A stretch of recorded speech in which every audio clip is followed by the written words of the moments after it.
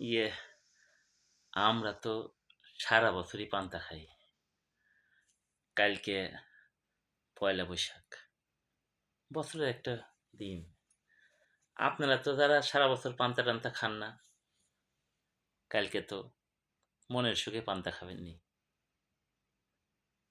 আমারে কি একটু গোস্ত দিয়ে ভাত দিবেন? সারা বছর তো আমরা পান্তাই খাই। একটা দিন যদি একটু গোস্ত দিয়ে ভাত দিতেন, খুব তৃপ্তি করে খাইতাম।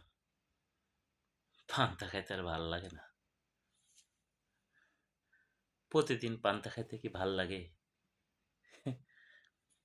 বছরে একটা দিন আপনারা পান্তা খাচ্ছেন, আমারে কি একটু গোস্ত দিয়ে ভাত দিবেন?